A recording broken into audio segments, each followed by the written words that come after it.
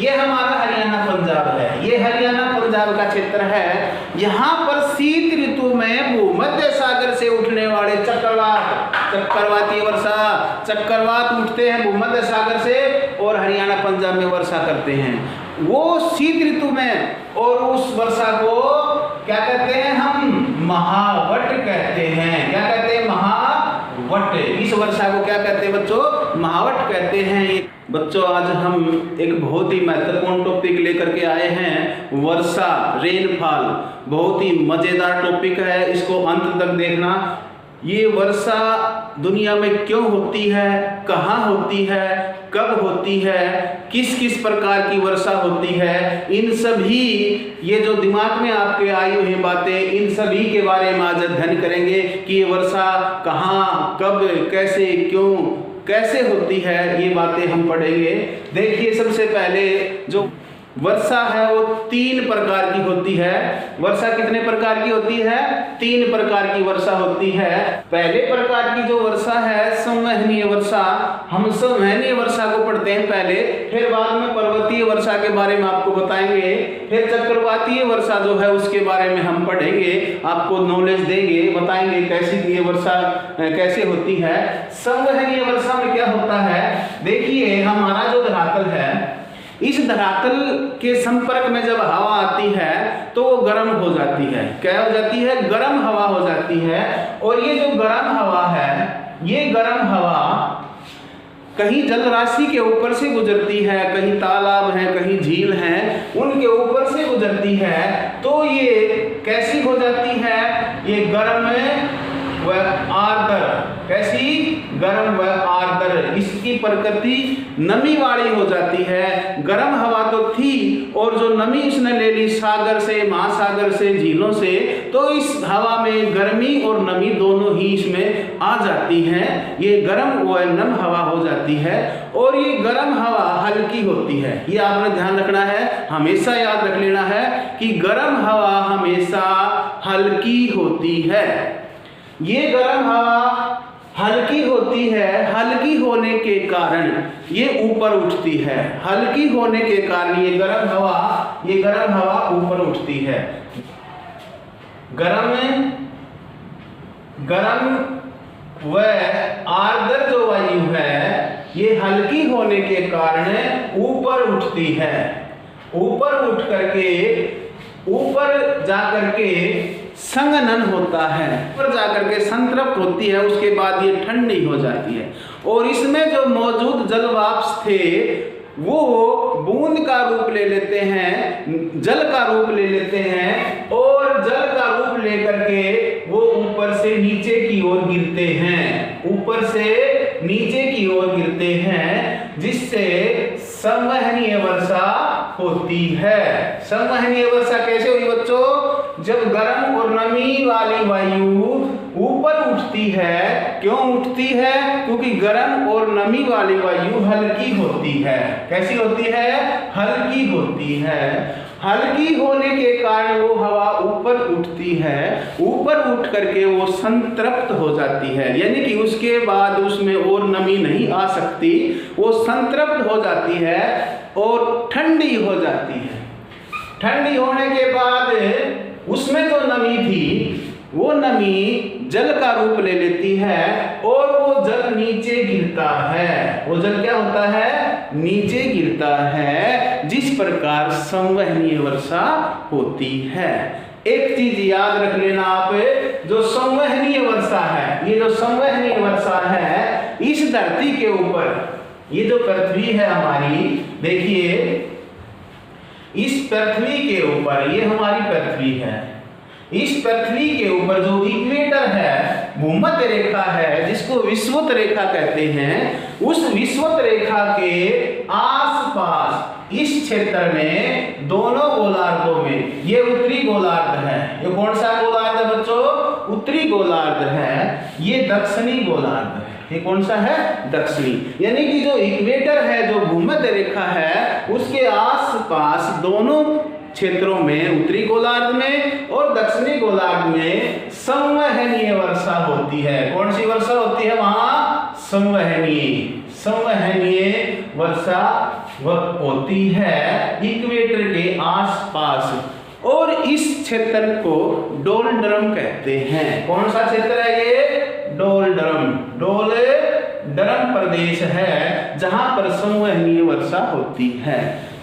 संवहनीय वर्षा समझ में आई आपको? एक बार फिर बता देता हूं। गर्म हवा जब नमी लेकर के ऊपर उठती है, ऊपर उठ करके संवहन होता है, ऊपर जा करके उसमें जो नमी थी वो संतृप्त हो जाती है वो हवा, और ठंडी हो जाती है।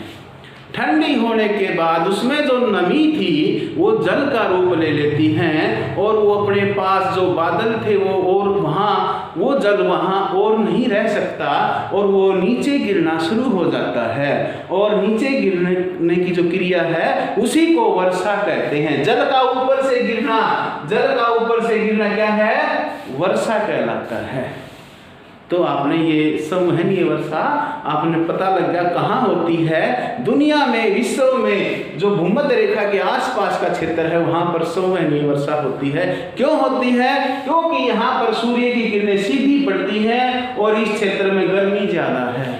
गर्मी ज्यादा है, जल का यहाँ पर जल के स्रोत हैं, यहाँ जलीय राशियां हैं, यहाँ महासागर है दक्षिण में इस क्षेत्र में, और वो वहाँ से नमी ले लेती है गर्म हवा, और ऊपर जाकर के संवहन क्रिया होती है, और वायु संतृप्त होकर के फिर ठंडी हो जाती है और वो नीचे गिरती है, जिस कारण से भूमध्य रेखा के आसपास दुनिया में दोपहर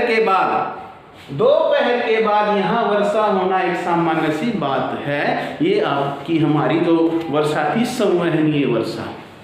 दूसरी प्रकार की जो वर्षा है हमारी, दूसरी है पर्वतीय वर्षा। पर्वतीय वर्षा, इसके नाम से ही आपको पता चलता है कि कहीं न कहीं इस वर्षा में पर्वतों का रोल होता है, पहाड़ों का इसमें कुछ न कुछ रोल है। देखिए, जो पर्वत होते हैं वो भी वर्षा लाने में सहायक हैं। कुछ ऐसे पर्वत हैं जो वर्षा नहीं लाते, वो उस हवा को नहीं रोक पाते। देखिए, ये हमारा धरातल है, ये हमारा धरातल है। इस धरातल पर ये मान लीजिए कोई पर्वत है। ये क्या है? ये पर्वत है। ये क्या है बच्चों? पर्वत है, कोई पहाड़ है। देखिए आप, इस तरफ से हवा चल आ रही है, इस तरफ से क्या आ रही है? हवा आ रही है, और वो हवा कैसी है?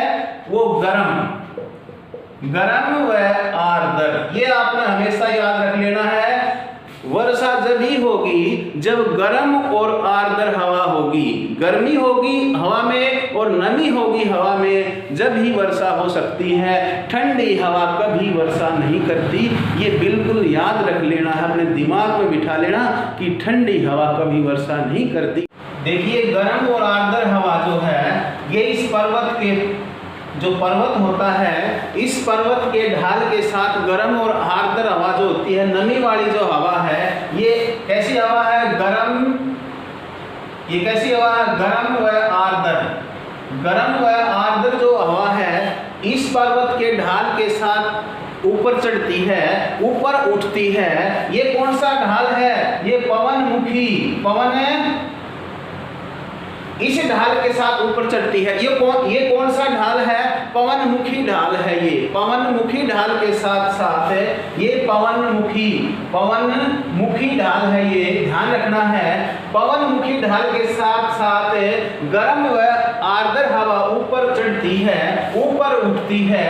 ऊपर उठ करके वही कहानी, वही क्रिया कि ऊपर उठ करके वो संतृप्त हो जाती है और ठंडी हो जाती है, बादल बना देती है। और वो ठंडी होने से इसमें जो नमी थी वो नमी नीचे बूंदों के रूप में नीचे गिरती है, और नीचे गिर करके गिरती है। उसी को पर्वतीय वर्षा कहते हैं। उसी को क्या बोलेंगे अपन? पर्वतीय वर्षा कहते हैं। पर्वतीय वर्षा कैसे हुई? जब किसी पहाड़ के, पर्वत के ढाल के साथ गर्म और आर्द्र वायु ऐसे टकराती है या उसके साथ ऊपर चढ़ जाती है, और ऊपर चढ़ करके वही कहानी होती है कि वो ठंडी हो जाती है, संतृप्त हो जाती है, और वो जो उसमें जो नमी थी वो नमी जल के रूप में नीचे गिरती है और वो वर्षा हो जाती है। इसको पर्वतकृत वर्षा या पर्वतीय वर्षा कहते हैं। एक चीज याद रख लेना कि जब ये हवा परली तरफ जाती है, यहाँ वर्षा करने के बाद ये जो हवा सूखी रह जाती है, सूखी रह करके इस तरफ जाती है, पर्वत के उस ढाल पर जाती है, तो यहाँ पर वर्षा नहीं करती, क्योंकि इसके अंदर आर्द्रता खत्म हो जाती है और ये शुष्क वायु रह जाती है। और यहाँ पर एक वृष्टि छाया प्रदेश यानी कि वर्षा नहीं होने वाला प्रदेश बन जाता है। इस प्रदेश को वृष्टि छाया प्रदेश कहते हैं। ये पवन विमुख ढाल है। कौन सा है? विमुख ढाल। ये पवन विमुख ढाल है जहाँ वर्षा नहीं होती, इसलिए इसको वृष्टि छाया प्रदेश, वृष्टि छाया प्रदेश कहते हैं। ये याद रख लेना है। जो पवन विमुख ढाल होता है, जो पहाड़ का दूसरी तरफ का ढाल होता है जहाँ वर्षा नहीं होती, उस प्रदेश को वृष्टि छाया प्रदेश कहते हैं। अब मैं आपको ले चलता हूँ भारत के मानचित्र पर, देखना ऐसा ही भारत में वृष्टि छाया प्रदेश आपको दिखाता हूँ। देखिए आप, ये हमारा भारत है। इसमें यहाँ पर पश्चिमी घाट एक पर्वत है, ये पश्चिमी घाट है। आपको सभी को पता है कि ये पश्चिमी घाट है। इस पश्चिमी घाट से ये दक्षिण पश्चिमी मानसून पवनें, ये दक्षिण पश्चिमी मानसून पवनें जो आगे बढ़ती हैं, इस पश्चिमी घाट से टकरा करके यहाँ पर केरल में, कर्नाटक, गोवा में यहाँ भारी वर्षा करती हैं। केरल में खूब वर्षा होती है पश्चिमी घाट के कारण। क्यों? कि पर्वतीय वर्षा आएगी, पर्वत आ गया पश्चिमी घाट और ये वर्षा कर देता है। ये पवन मुखी ढाल क्षेत्र है, जबकि परली तरफ ये जो विमुख ढाल है, और यहाँ पर एक वृष्टि छाया प्रदेश बन जाता है जहाँ वर्षा नहीं होती, और उसको वृष्टि छाया प्रदेश कहते हैं। एक लाइन आती है, ध्यान रखना। क्या कारण है कि मंगलोर की बजाय बेंगलोर में कम वर्षा होती है? मंगलोर भी कर्नाटक में है, एक बंदरगाह है मंगलोर, ये मंगलोर है, ये बेंगलोर है, ये कर्नाटक की राजधानी है, दोनों सीध में है। लेकिन मंगलोर में वर्षा ज्यादा, बेंगलोर में वर्षा कम होती है। क्यों होती है? क्योंकि मंगलोर पवन मुखी ढाल पर है, ये पर्वत के उस तरफ है जहाँ पवन मुखी ढाल पर क्षेत्र पर स्थित है, जबकि बेंगलोर पवन विमुख ढाल पर स्थित होने के कारण वर्षा छाया प्रदेश वहाँ रहता है। ये आपने ध्यान रखना है कि जो पर्वतीय वर्षा होती है वो पर्वत के पवन मुखी ढाल पर ज़्यादा वर्षा करती है और पवन विमुख ढाल पर वर्षा नहीं करती। क्यों नहीं करती? क्योंकि वो सूखी पवनें रह जाती हैं। उस प्रदेश को क्या कहते हैं? वृष्टि छाया प्रदेश। ये यूपीएससी में प्रश्न आया था कि वृष्टि छाया प्रदेश कहाँ मिलता है? वृष्टि छाया प्रदेश पर्वत के विमुख ढाल पर मिलता है। कहाँ मिलता है? पर्वत के विमुख ढाल पर मिलता है। ध्यान रखना है आपने। अब मैं आपको तीसरे प्रकार की जो वर्षा होती है वो बताऊंगा कि तीसरे, हाँ, इसमें एक चीज और याद रख लेना आपने कि ऐसे ही जो पर्वत है, देखिए हमारा भारत है, इस भारत में एक ऐसा ही एक पर्वत है जो वर्षा नहीं कर पाता, यानी कि वर्षा की जो पवनें हैं उनको नहीं रोक पाता। ये भारत है हमारा। देखिए ये यहाँ पर आपको पता है राजस्थान में अरावली पर्वत है। क्या है ये? अरावली पर्वत। ये अरावली पर्वत है, राजस्थान और दिल्ली तक फैली हुई एक श्रृंखला है। विश्व की सबसे प्राचीन पर्वत श्रेणी है। ये पर्वत है विश्व का सबसे प्राचीन पर्वत है अरावली पर्वत। ये भी जीके का प्रश्न है, आप ध्यान रखना। जब ये दक्षिण पश्चिम मानसून पवनें चलती हैं तो ये अरावली उनके समानांतर है, जिस कारण से यहाँ वर्षा नहीं होती और ये पवनें आगे चली जाती हैं और इस हिमालय से टकरा करके यहीं इस क्षेत्र में वर्षा कर देती हैं। ये भी आपने याद रख लेना है कि इस कारण से राजस्थान में वर्षा कम होती है। ये मरुस्थल है, थार मरुस्थल राजस्थान में है, जो भारत का सबसे बड़ा मरुस्थल है। ये मैंने पहले ही आपको बता दिया था। ये पश्चिमी घाट है, यहाँ पर पवनें, ये पवन मुखी ढाल है, यहाँ वर्षा हो जाती है, यहाँ वर्षा नहीं हो पाती क्योंकि ये वृष्टि छाया प्रदेश पवन विमुख ढाल है। ये हमारा पर्वतीय वर्षा के बारे में मैंने जो निचोड़ निकाल दिया, आपको समझा दिया। अब हम पढ़ते हैं चक्रवातीय वर्षा। कौन सी वर्षा पढ़ेंगे? चक्रवातीय वर्षा। आपने रामायण महाभारत देखी है खूब। आपने रामायण महाभारत में एक तरफ से रामायण में देखा रावण का तीर आता है, एक तरफ से राम का तीर आता है, ऐसे टकराते हैं, ऐसे वही समझ में आ गई तो आपको चक्रवातीय वर्षा समझ में आ जाएगी। ये चक्रवातीय वर्षा कैसे है? देखिए एक तरफ से तो गर्म व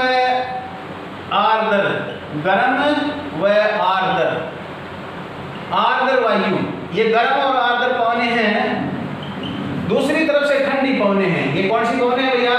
ठंडी पवनें हैं। एक चीज हमेशा याद रख लेना जियो, इतना याद रखियो कि ठंडी पवनें भारी होती हैं जबकि गर्म पवनें हल्की होती हैं। गर्म पवनें हल्की, ठंडी पवनें भारी होती हैं। ये जो गर्म पवनें हैं ऐसे चलती हैं, ये ठंडी पवनें ऐसे टकराती हैं, तो ये हल्की होने के कारण ये गर्म पवनें ऊपर उठ जाती हैं। ये गर्म पवनें क्या होती हैं? ऊपर उठ जाती हैं, और ये ठंडी पवनें उनके नीचे घुस जाती हैं।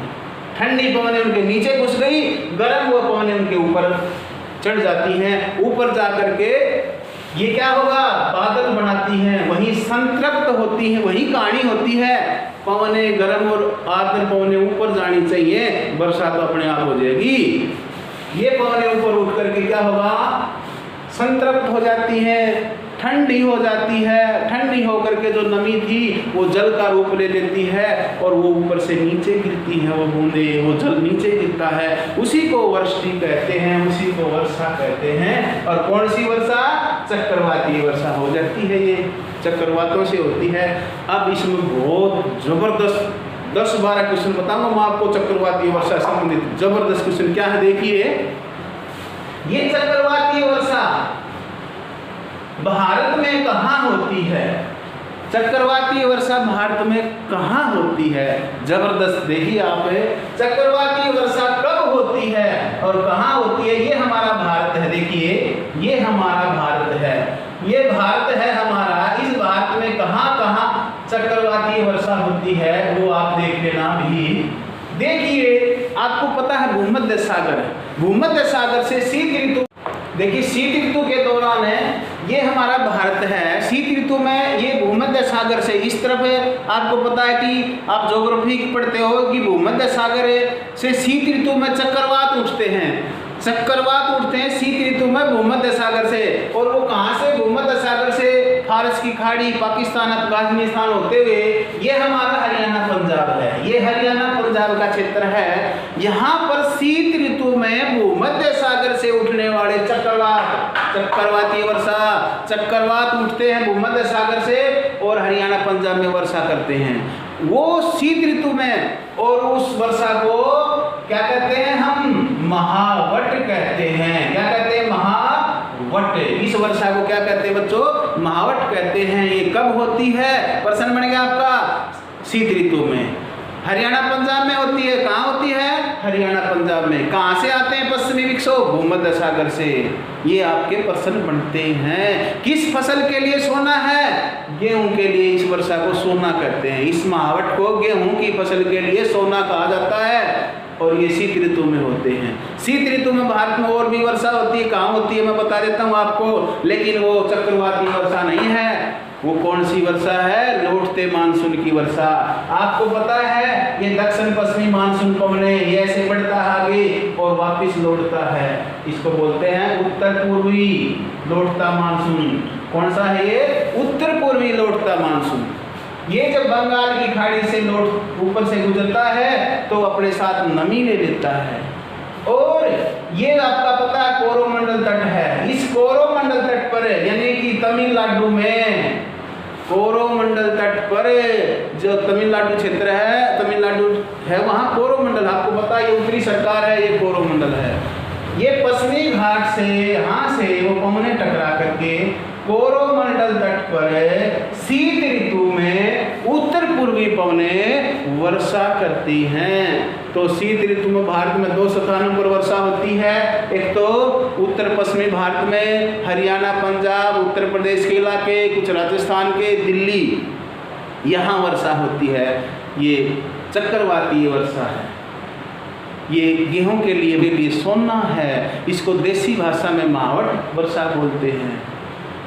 ये वर्षा होने के बाद अचानक ठंड बढ़ जाती है और ठंडी हवाएं चलती हैं जिनको शीतलहर कहते हैं। जिनको क्या कहते हैं? शीतलहर कहा जाता है। और दूसरी वर्षा कहाँ होती है शीत ऋतु में? तमिलनाडु में होती है। ये लौटते मानसून से होती है।